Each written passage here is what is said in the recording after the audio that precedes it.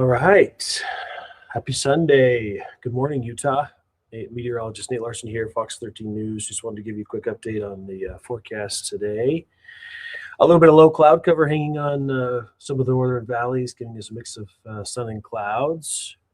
We will see some improvement clearing as we get into late morning, early afternoon. Should be another gorgeous day with warmer temperatures. So kicking it off, we're already above what we were yesterday at this time by quite a bit. In fact, almost 10-15 degrees warmer across northern valleys. 42 feels like 37 with southeast breeze at 8 miles an hour.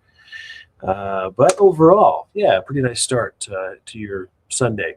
We have low 40s, upper 30s across all of the Wasatch Front. Provo still mid 30s, kind of the cold spot. Lehigh 39, but Tooele's at 43. Farmington's already 44.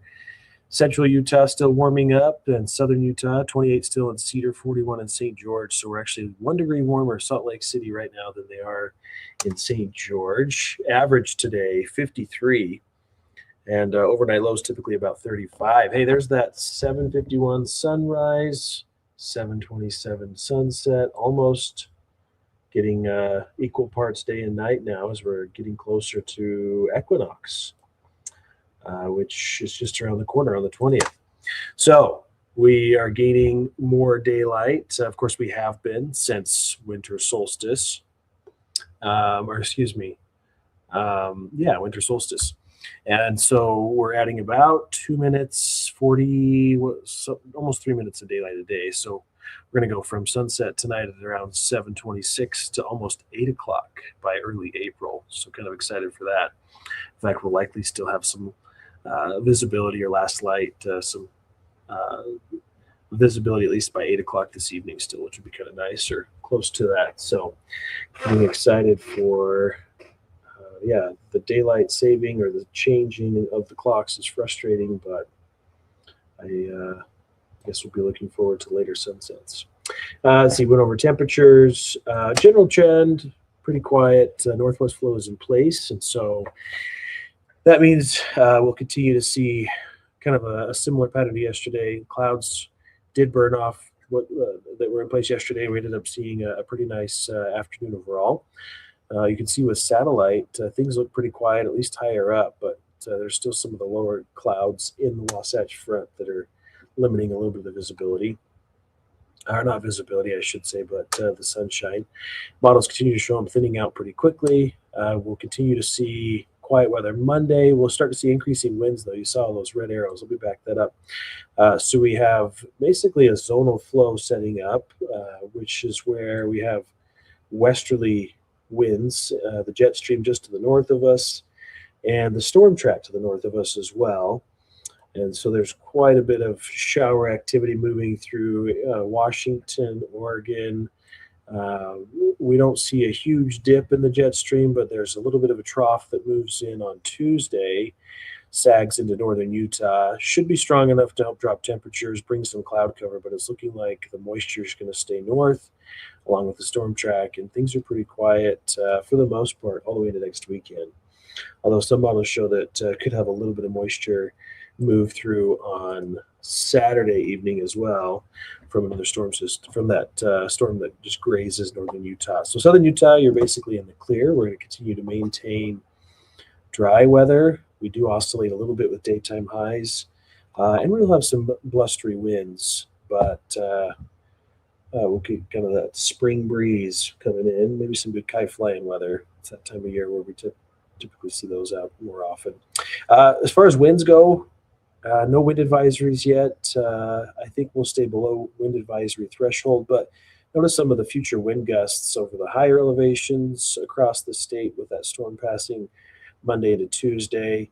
That could blow around some of the snowpack at the higher elevations, so it will likely wind load some of the snow on the wind facing or the windward facing aspects of the mountainside. So we expect avalanche conditions to deteriorate with the wind, even though we're not getting moisture.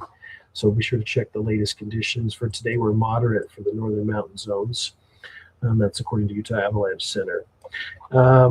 Otherwise, yeah, pretty quiet. Showed you kind of the forecast there. Highs today along Wasatch Front should be almost 10 degrees warmer than yesterday. After the clouds clear out, that means we're pushing mid to upper 50s, almost 60 Salt Lake, 58, 59 or so. For the northern valleys, Cache Valley should be pretty pleasant, looking at 54 in Logan. The Wasatch Back, Ogden Valley, 54 Huntsville, Alta getting up to 44.